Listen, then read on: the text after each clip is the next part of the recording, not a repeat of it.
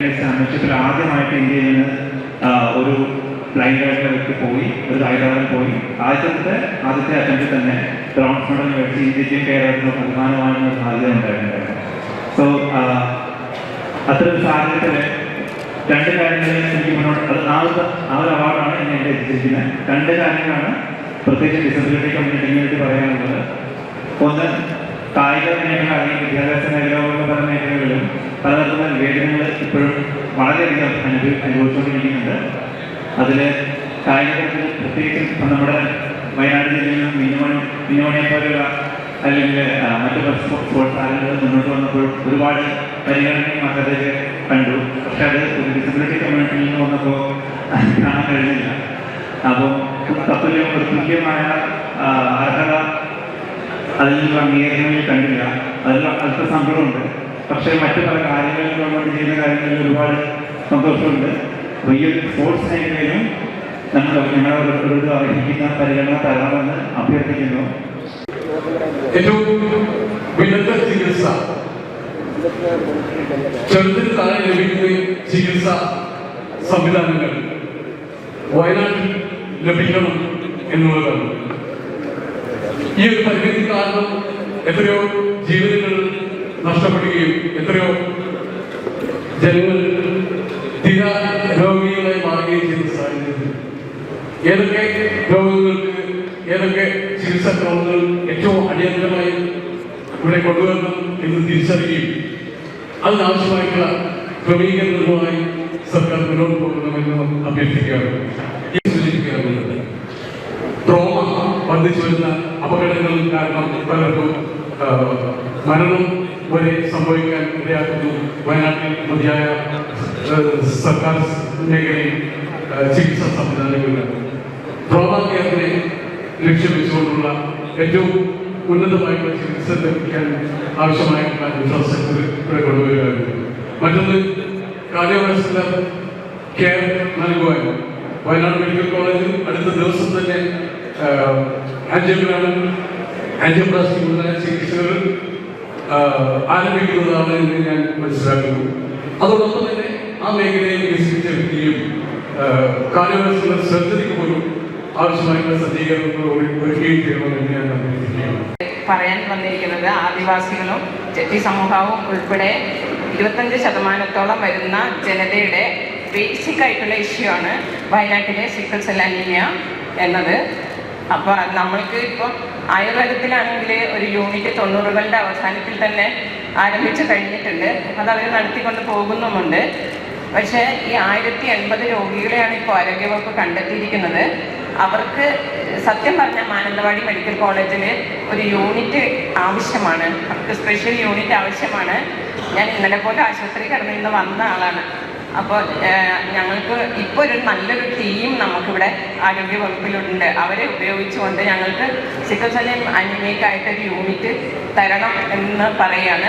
പിന്നെ ഇവിടെ നിന്ന് റെഫർ ചെയ്യുന്ന രോഗികളെ കോഴിക്കോടേക്ക് ഇപ്പോഴും നിലവിൽ റെഫർ ചെയ്തുകൊണ്ടിരിക്കുകയാണ് രോഗികളെ. അത് ഒഴിവാക്കി മാനന്തവാടി ആശുപത്രിയിൽ തന്നെ ഹിപ്പ് റീപ്ലേസ്മെൻ്റ് അടക്കമുള്ള വലിയ വലിയ സർജറികൾ ഞങ്ങൾക്ക് സൗജന്യമായി തന്നെ തരണം എന്നാണ് എനിക്ക് ബഹുമാനപ്പെട്ട മുഖ്യമന്ത്രിയോടും നമ്മുടെ സർക്കാരിനോടും പറയാനുള്ളത്. പിന്നെ ഞങ്ങൾക്ക് പുതിയ മെഡിക്കൽ കോളേജിലെ പുതിയ ബിൽഡിങ്ങിൽ ഞങ്ങൾക്ക് ഒരു നില തരണമെന്ന് പറയുകയാണ്. കാരണം തരാൻ വേണ്ടി ഉണ്ടാക്കി ഇവർക്ക് വേണ്ടി പ്രവർത്തിച്ച് വരുന്നുണ്ട്. പക്ഷേ എനിക്ക് വളരെ സന്തോഷം തോന്നുന്നു. ഞങ്ങളുടെ സർക്കാർ ഞങ്ങളെ ചേർത്ത് പിടിച്ചുകൊണ്ട് തന്നെയാണ് 2019 വനിതാ രത്നം അടക്കം എനിക്ക് തന്നുകൊണ്ട് എനിക്ക് ഞങ്ങളെ ചേർത്ത് പിടിച്ചുകൊണ്ട് മുന്നോട്ട് പോകുന്നുണ്ട്. ഞങ്ങൾ പറയുന്ന ഇഷ്യൂസ് തന്നെ ഞങ്ങളുടെ ചികിത്സ പൂർണ്ണമായും വേണമെന്ന്, അതിന് വേണ്ട സൗകര്യങ്ങൾ ഒരുക്കണമെന്നാണ് ഞാൻ പറയുന്നത്. പിന്നെ പെൻഷൻ എന്ന് പറയുന്നത് ഞങ്ങളുടെ ഏറ്റവും അത്യാവശ്യ ഘടകമായ ഒന്നാണ്. അത് എല്ലാ മാസവും തരത്തക്ക രീതിയിൽ ഒരു സംവിധാനം ഒരുക്കണം. എസ് ടിയിലെ ആളുകൾക്ക് അർത്ഥപൂർണമാക്കുന്ന ഈ നാട്ടിലെ നല്ലവരായ ജനങ്ങൾ ഇന്ന് ഈ സദസ്സിന് അലങ്കാരമായി ക്ഷണിക്കപ്പെട്ട് വന്നിരിക്കുന്ന സൗകര്യം ജനപ്രതിനിധികൾ. ഡെമോക്രസി എന്ന വാക്ക് എന്നാൽ അത് ഭാഷാപരമായി അത്ര ശരിയായ ഒരു സമീപനമല്ല. ഡെമോക്രസി എന്ന വാക്ക് 2 ഗ്രീക്ക് പദങ്ങളിൽ നിന്നുണ്ടായതാണ്. ഡിമോസ് എന്ന വാക്കിന് പീപ്പിൾ ഓർ ക്രൗഡ്, ജനം എന്നാണ് അർത്ഥം. ക്രിസി, ഭരണം എന്ന് നമ്മൾ വീക്ഷിക്കുന്ന വാക്ക് ക്രാറ്റയോ എന്ന ഗ്രീക്ക് പദത്തിൽ നിന്ന്, വെർബിൽ നിന്ന് ഉണ്ടായതാണ്. അതിൻ്റെ അർത്ഥം റൂൾ ഓർ പവർ, അധികാരം അല്ലെങ്കിൽ ഭരണം എന്നാണ്. തത്വത്തിൽ ഡെമോക്രസിയെ അതിൻ്റെ ഉത്തമമായ മലയാള തത്സമത്തിലേക്ക് മാറ്റിയാൽ ജനഭരണം, ജന അധികാരം എന്നാണ്. ആധിപത്യം എന്ന് വരുന്ന അധീശത്വത്തിൻ്റെ വാക്കിന് അവിടെ പ്രസക്തിയില്ല. കേരളത്തിൻ്റെ ആരാധനായ മുഖ്യമന്ത്രിയും മന്ത്രിസഭയും കേരളത്തിലെ ജനങ്ങളിൽ നിന്ന് അവരുടെ ഹൃദയത്തിൻ്റെ സ്പന്ദനം കേട്ട് ഒരു നവകേരളത്തെ സൃഷ്ടിക്കുവാനുള്ള ഈ ഉദ്യമം വളരെ ശ്ലാഘനീയമാണ്. ഇത് അതിൻ്റെ ഉദ്ദേശ ലക്ഷ്യപ്രാപ്തിയിലെത്തുവാൻ എല്ലാവിധമായ നന്മകളും നേരുന്നു. ഇവിടെ ജനങ്ങളുടെ പ്രശ്നം ഒന്ന് കൊണ്ടുവരട്ടെ. 3 കാര്യങ്ങളിലേക്ക് അങ്ങയുടെയും വിലപ്പെട്ട മന്ത്രിസഭാംഗങ്ങളുടെയും അതിനോടനുബന്ധമായ സർവരുടെയും ശ്രദ്ധ ഞാൻ ക്ഷണിക്കുകയാണ്. ലോകത്തിൻ്റെ തന്നെ ശ്രദ്ധയിൽ പെട്ടിട്ടുള്ള കേരള സംസ്ഥാനം, വളരെ പ്രത്യേകിച്ച് വയനാട് ജില്ല, അതിൻ്റെ ഭൂപ്രകൃതി കൊണ്ടും അതിനോടനുബന്ധമായ കാര്യങ്ങൾ കൊണ്ടും ജനങ്ങളുടെ ശ്രദ്ധയെ ആകർഷിച്ചിട്ടുണ്ട്. ഇന്ന് ലോകത്തിൽ മുഴുവൻ വൻ മുന്നേറ്റം നടത്തിക്കൊണ്ടിരിക്കുന്നതായ ആഗോള ടൂറിസം മേഖലയെ അതിൻ്റെ ഹൃദയഭാഗത്തേക്ക് വയനാട് ജില്ലയുണ്ട് എന്നുള്ളത് സന്തോഷം നൽകുന്ന ഒരു കാര്യമാണ്. ഒരേ സമയത്ത് തന്നെ നമുക്ക് അനന്തമായ വികസന സാധ്യതയും നിശ്ചയമായ ഇതിനോട് ഒഴിച്ചുകൂടാൻ കഴിയാത്ത അനുബന്ധമായ ധാരാളം നൂലാമാലകളും പ്രയാസങ്ങളും പരിമിതികളുമുണ്ട്. ആ പ്രതിസന്ധിയും പ്രയാസത്തിലേക്കും ഒന്ന് ശ്രദ്ധ ക്ഷണിക്കാൻ ഞാൻ ആദ്യമേ തന്നെ ആഗ്രഹിക്കുകയാണ്. റോഡ് ഗതാഗതം, മറ്റ് ഗതാഗത മാർഗങ്ങൾ വയനാട് ജില്ലയെ അന്യമായി എത്രയോ നൂറ്റാണ്ടുകളായി നിലനിൽക്കുകയാണ്. അതിനുള്ള സാധ്യതകൾ ഭാവിയിലെങ്കിലും ഉണ്ടാകുന്നത് ഇപ്പോഴുടനെ നമുക്ക് ചിന്തിക്കാൻ കഴിയില്ലെങ്കിലും റോഡ് ഗതാഗതങ്ങൾ വളരെ സുഗമമാക്കേണ്ടതും അത് കാര്യക്ഷമമാക്കുകയും ജനങ്ങൾക്ക് സഞ്ചാരയോഗ്യമാക്കുകയും ചെയ്യുവാൻ അങ്ങയുടെയും മന്ത്രിസഭയുടെയും ശ്രദ്ധയുണ്ടാകേണ്ടത് ഏറ്റവും ആവശ്യമാണ്. പ്രത്യേകിച്ച് വാരാന്ത്യത്തിൽ ഈ ചെറിയ സ്ഥലത്ത് മലയിടുക്കുകളും മറ്റു കാര്യങ്ങളുമൊക്കെയുള്ള ഈ പ്രദേശത്തോടുള്ള സഞ്ചാരം ഇവിടെ അധിവസിക്കുന്നവർക്കുള്ള ആവശ്യത്തിന് വേണ്ടിയുള്ള ആ കാര്യം പോലെ നിർവഹിക്കാൻ കഴിയാത്ത തരത്തിൽ ജനനിബിഡമായി തീരുകയും അത് ട്രാഫിക് പ്രോബ്ലങ്ങൾ ഉണ്ടാക്കുകയും ചെയ്യുന്നുണ്ട്. ഉദാഹരണത്തിന് സുൽത്താൻ ബത്തേരിയിൽ നിന്ന് തമിഴ്നാട്ടിലേക്ക് പോകാൻ വേണ്ടി പോകുന്ന പ്രധാനപ്പെട്ട ചുരത്തിന് മുൻപ് പോകുന്നവരെ 10 മിനിറ്റ് കൊണ്ട് താഴ്ത്തിക്കുകയും അതുപോലെ അത്യാവശ്യമായ റോഡുകളെ കടത്തിക്കൊണ്ടു പോകാനുള്ള ഒരു വേദിയാണ്. ടൂറിസത്തിന് വളരെയധികം മെച്ചപ്പെട്ടു. കേരളത്തിൻ്റെ ടൂറിസം മേഖലയുടെ ഒരു ചരിത്ര സംഭവമായി മാറുന്ന ഒരു പ്രക്രിയയാണ്. ഏതാണ്ട് 200 കോടി രൂപയോളം ചെലവുള്ളതും അതുപോലെ 50 കേബിൾ കാർ ഒരേ സമയം ഓടിക്കൊണ്ടിരിക്കുന്നതുമായി കേബിൾ കാർ എല്ലാം കൊണ്ടും വയനാട് മാത്രമല്ല കേരളത്തിൽ മൊത്തം പുരോഗതിയുടെ ഏറ്റവും വലിയ നാഴികക്കല്ലായി മാറുകയാണ്. കേരള ഗവൺമെന്റ് കഴിഞ്ഞ 2020 ആസൂത്രിച്ച് ബഹുമാനപ്പെട്ട മുഖ്യമന്ത്രി MOU കഴിച്ച് എല്ലാ പണികളും കരുതിയായി നടന്നുകൊണ്ടിരിക്കുന്ന അവസരത്തിൽ ഇവിടെ സംഭവിച്ചെന്താണെന്ന് ചോദിച്ചാൽ അടിവാരത്തുള്ള കോഴിക്കോട് ജില്ലയിലെ അടിവാരത്തുള്ള സ്ഥലത്ത് ഒരു അവിടുത്തെ ലോ ടെർമിനലുള്ള സ്ഥലം ലോ ടെർമിനൽ ഈ എയർഷിപ്പ് ഇറക്കാനുള്ള സ്ഥലം ഞങ്ങൾ 10 ഏക്കർ മേടിച്ചെങ്കിലും റവന്യൂ ഡിപ്പാർട്ട്മെന്റ് ഇതുവരെ അതിന് അനുവാദം തന്നില്ല. ടൂറിസത്തിന് വേണ്ടി തരാനുള്ള ഇല്ലാതായി നമുക്ക് കാണുന്നു.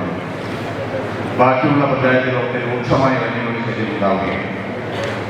കാടും നാടും വേർതിരിക്കാൻ ആവശ്യമായിട്ടുള്ള സംവിധാനം വർഷങ്ങളായി നമ്മൾ പറയുന്നുണ്ടെങ്കിൽ പോലും നമുക്ക് പ്രാവർത്തികമാക്കാൻ കഴിയാത്ത ഒരു പ്രധാനപ്പെട്ട വിഷയമായി അവശേഷിക്കുകയാണ്. അതേപോലെ തന്നെ കാട്ടിനുള്ളിൽ വന്യമൃഗങ്ങൾക്ക് ജീവിക്കാൻ പറ്റാത്ത അതിൻ്റെ ആവാസ വ്യവസ്ഥയ്ക്ക് തന്നെ വലിയ കോട്ടമുണ്ടാകുന്ന രൂപത്തിലുള്ള പ്രയാസം നമ്മളുണ്ട്.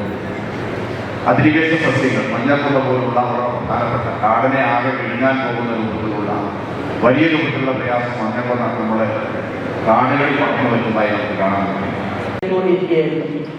1995 മുതൽ 2000 വരെ വനംവകുപ്പിന്റെ കീഴിലും അതുപോലെ തന്നെ 2021 വരെ KFTCയുടെ കൈകളിലുമായിരുന്നു. എന്നാൽ മുത്തങ്ങ സമരവുമായി ബന്ധപ്പെട്ട് ഈ ഭൂമി ആദിവാസികൾക്ക് ഹൈക്കോടതിയുടെ ഉത്തരവ് പ്രകാരം പതിച്ചു കൊടുക്കുന്നതിന് വേണ്ടിയിട്ട് തീരുമാനമുണ്ടായി. അതിനുശേഷം ഈ തൊഴിലാളികൾക്ക് തൊഴിലില്ലാത്ത അവസ്ഥ ഇപ്പോൾ നിലവിലുണ്ട്. അവരുടെ കുടിശ്ശികയും അതുപോലെ തന്നെ അവരുടെ നഷ്ടവും കിട്ടണമെന്ന് ആവശ്യപ്പെട്ടുകൊണ്ട് വനം വകുപ്പിനും SSC വകുപ്പിനും അതുപോലെ തന്നെ മുഖ്യമന്ത്രിക്കുമൊക്കെ നേരത്തെ തന്നെ അപേക്ഷ കൊടുത്തിട്ടുണ്ട്. ഇതുമായി ബന്ധപ്പെട്ട് ഒരു പരിഹാരവും ഒന്നും ഉണ്ടായിട്ടില്ല. അതിൻ്റെ ഒരു പരിഹാരം അടിയന്തരമായിട്ട് ഉണ്ടാവണം എന്നത് മാത്രമാണ് ഇവിടെ സൂചിപ്പിക്കാനുള്ളത്. മേഖല എടുത്തു പറയുമ്പോൾ പ്രധാനമായിട്ട് സൂചിപ്പിക്കാറുണ്ട് ഇവിടുത്തെ പട്ടികവർഗ വിഭാഗത്തിന്റെ ഭൂപ്രശ്നമാണ്.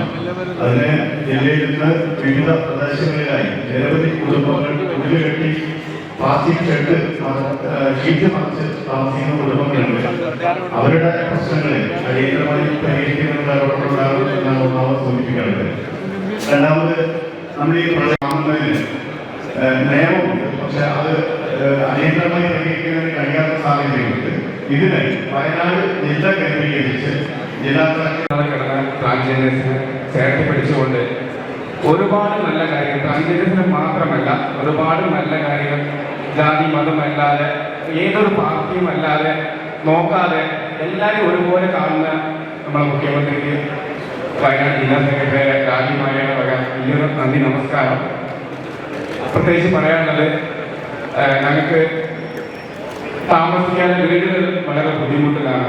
അത് വളരെ പെട്ടെന്ന് ഞങ്ങൾക്ക് ശരിയാക്കി തരണം. ഞങ്ങൾക്ക് ഒറ്റപ്പെട്ട ജീവിതമായതുകൊണ്ട് വീട് കിട്ടാൻ ഭയങ്കര ബുദ്ധിമുട്ടാണ്. അതുകൊണ്ട് ഈ ഭവന പദ്ധതിയിൽ ഒരു സ്പെഷ്യലായിട്ട് ഞങ്ങൾ ഉൾപ്പെടുത്തിക്കൊണ്ട് ഞങ്ങൾക്ക് അത് ശരിയാക്കി തരണം. അതുപോലെ എല്ലാ ആഴ്ചയിലും ഒരു ദിവസം കാലിക്കറ്റ് മെഡിക്കൽ കോളേജിലാണ് ഞങ്ങൾക്ക് ഹോർമോൺ ട്രീറ്റ്മെൻറ്റ് തന്നിരിക്കുന്നത്. അത് ഞങ്ങൾ ചെല്ലുന്ന സമയത്ത് ചില സമയത്ത് അവിടെ ഡോക്ടർമാർ ഉണ്ടാവാറില്ല. വയനാട്ടിൽ 127 ട്രാൻസ്ജെൻഡേഴ്സുകളുണ്ട്. അത് ഇവർക്ക് എല്ലാവർക്കും കാലിക്കറ്റ് വരെ പോയി വരാനുള്ളൊരു ബുദ്ധിമുട്ട്, നല്ലൊരു ബുദ്ധിമുട്ട് തന്നെയാണ്. അപ്പോൾ കൽപ്പറ്റയിൽ മെഡിക്കൽ കോളേജിൽ ഞങ്ങൾക്ക് ആഴ്ചയിൽ ഒരു ദിവസം ഞങ്ങൾക്ക് ഹോർമോൺ ട്രീറ്റ്മെൻറ്റ് ചെയ്യാനുള്ള സൗകര്യം ചെയ്തു തരാമെങ്കിൽ വലിയൊരു ഉപകാരമായിരുന്നു. ഒരു ഡിപ്പെൻഡൻസി ഉള്ളൊരു കൃഷിയാണ് കാപ്പി വയനാട്ടിൽ. നമ്മൾ പൊതുവെ ഫേസ് ചെയ്യുന്ന ഒരു ബുദ്ധിമുട്ടുകൾ എന്തൊക്കെയാണെന്ന് വെച്ചാൽ ഈ എസ്പെഷ്യലി ഇപ്പം കാലാവസ്ഥയുടെ വ്യതിയാനം കാരണം നമുക്കിപ്പോൾ വേറെ കൂടുതലൊന്നും ചെയ്യാൻ പറ്റിയില്ലെങ്കിലും നല്ലൊരു ഇൻഷുറൻസ് കൊണ്ടുവന്നാൽ വളരെ ഉപകാരമായിരിക്കും. അതിന് ഇൻഷുറൻസിനായിട്ട് സർക്കാരിൻ്റെ സൈഡിൽ നിന്ന് ഒരു 50% പ്രീമിയത്തിൻ്റെ സബ്സിഡിയെ ഞങ്ങൾ പ്രതീക്ഷിക്കുന്നുണ്ട്. കർണാടകയിൽ അതേമാതിരി കൊടുത്തുകൊണ്ടായിരുന്നു. അപ്പം പലപ്പോഴും ഈ ഒരു നടപ്പിലാക്കുകയും ചെയ്യും. അതൊന്നും കൂടി വ്യാപിപ്പിക്കണം എന്നുള്ളൊരാണ് അടുത്ത റിക്വസ്റ്റ്. പിന്നെ നമ്മുടെ കാപ്പി കൃഷിക്കാർ തന്നെ ഈ കാർബൺ എന്ന് പറയുന്നത് കുറേ വലിച്ചെടുക്കുന്ന നമ്മുടെ തോട്ടത്തിൽ കുറേ കാർബൺ എക്സോഷൻ നടത്തുന്നുണ്ട്. ഇതൊക്കെ നമ്മൾ പ്രസന്റ് ചെയ്തിട്ടുണ്ട്. ഈ സദസ്സിൽ നിങ്ങൾക്ക് വളരെ വേദനയോടെ സൂചിപ്പിക്കാനുള്ള വളരെ പ്രാഥമികമായ രണ്ട് കാര്യങ്ങൾ പറയാനാണ് ഞാൻ ആഗ്രഹിക്കുന്നത്. വയനാട് ജില്ല എന്ന് പറയുന്നത് പക്ഷേ കേരളത്തിൽ തന്നെ ഏറ്റവും കൂടുതൽ യാത്രാ ദുരിതം അനുഭവിക്കുന്ന ഒരു ജില്ലയാണ്. ചുരം എന്നുള്ളത് ഞങ്ങളെ സംബന്ധിച്ചിടത്തോളം പല രംഗത്തും വലിയ പ്രതിസന്ധികൾ സൃഷ്ടിച്ചുകൊണ്ടിരിക്കുകയാണ്. ഞങ്ങൾക്ക് ആതുരാലയം എന്ന നിലയ്ക്ക് ഒരു ഹയർ ട്രീറ്റ്മെൻറ്റിന് ആശ്രയിക്കാൻ കഴിയുന്ന കോഴിക്കോട് മെഡിക്കൽ കോളേജാണ്. കുട്ടികളുടെ വിദ്യാഭ്യാസ പ്രശ്നങ്ങൾക്ക് ആശ്രയിക്കേണ്ടത് കോഴിക്കോട് മെഡിക്കൽ കോളേജാണ്. അതേപോലെ ചുരത്തിനപ്പുറത്തേക്ക് കടക്കാൻ പല സമയങ്ങളിലും ഒരുപാട് സമയം വല്ലാതെ ബുദ്ധിമുട്ടുന്ന ഒരവസ്ഥ നമുക്കൊക്കെ അറിയാം.